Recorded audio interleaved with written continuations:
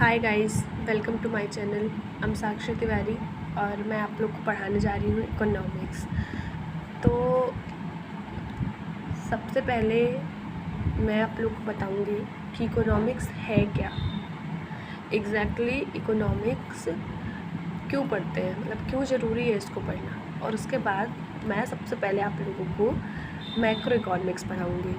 और macro economics में मैं सारे कॉन्सेप्ट्स क्लियर कराऊँगी, सारी चीज़ें बताऊँगी। बस ये है कि आप लोग मेरी वीडियोस और मेरे चैनल से जुड़े रहें। तो टाइम ना वेस्ट करते हुए मैं सबसे पहले स्टार्ट कर रही हूँ इकोनॉमिक्स होता क्या है।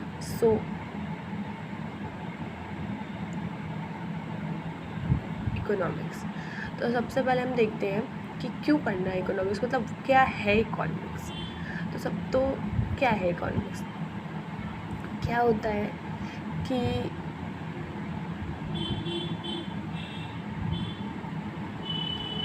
होता है कि जैसे हमारे इन्वायरमेंट में हमारे पास हमारे अर्थ पे रिसोर्सेज का बहुत कमी है, मतलब रिसोर्स स्कार्स पे, और हमारी नीड्स जो है वो अनलिमिटेड है। जैसे कि मैं बताना चाहूँगी, जैसे एक एग्ज़ाम्पल समझते हैं।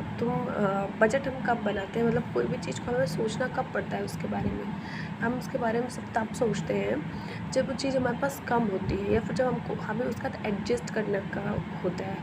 जैसे कि अगर बहुत पैसा है, तुम्हारे पास बहुत पैसा है, सब कुछ अंदर से इतना अबंडेंट पे है सब कुछ कि तुम्हें सोचने का ज़रूरत नहीं कि तुम कैसे यूज़ करो। तुम चाहे वेस्ट करो, चाहे कुछ भी करो, वो कभी ख़त्म ही नहीं होगा।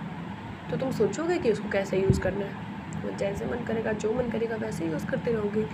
यही चीज़ है कि अगर, और वही चीज़ अगर कम है, सपोज दैट एक मिडिल क्लास फैमिली जिसकी सैलरी सिर्फ 30,000 हो, उसको पूरा घर चलाना हो, तो वो इस हिसाब से सोचता है ना कि किस तरह से इसको खर्च किया जाए। तो बस ऐसे ही सेम है कि अर्थ पे जो रिसोर्सेस हैं वो बहुत ज़्यादा कम है। इसी वजह से इसको कैसे यूज़ करना है, किस हिसाब से अपनी अनलिमिटेड वॉन्ट्स को उसके साथ मैनेज करना है, किस तरह से हम रिसोर्सेज का यूज़ करें कि हम अपनी नीड्स को फुलफ़िल कर पाएँ। इसी की स्टडी को इकोनॉमिक्स कहते हैं। अब हम देखते हैं इकोनॉमिक्स में हम पढ़ते क्या है। इकोनॉमिक्स में हम पढ़ते हैं कि क्या प्रोडक्शन करना चाहिए, कैसे प्रोडक्शन करना चाहिए, कितना क्वांटिटी में प्रोडक्शन करना चाहिए, और किसके लिए प्रोडक्शन करना चाहिए। ये सब चीज़ें हम पढ़ते हैं इकोनॉमिक्स में।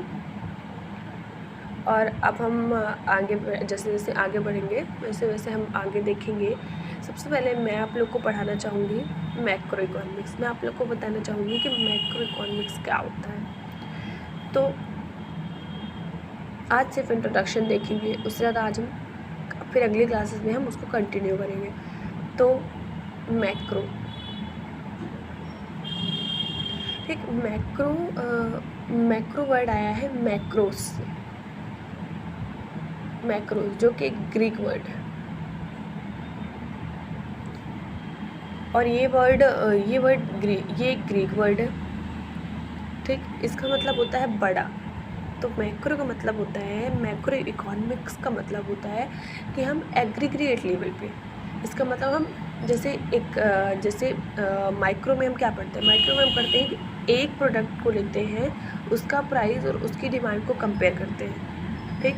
लेकिन मैक्रो में हम क्या करते हैं, एक इकोनॉमी का पूरा प्रोडक्शन लेते हैं और उस इकोनॉमी के पूरा डिमांड और हर चीज़ से उसको कंपेयर करते हैं। तो जहाँ पे हम पूरा, जैसे सपोज दैट कि यहाँ पे हम देख लेते हैं कि एक इकॉनमी एक फैमिली है, ठीक है। तो एक फैमिली में अगर हम एक सिंगल पर्सन, जैसे कि सबसे छोटे बच्चे का एक्सपेंडिचर और डिमांड और हर चीज़ देखेंगे तो वो माइक्रो लेवल हो जाएगा।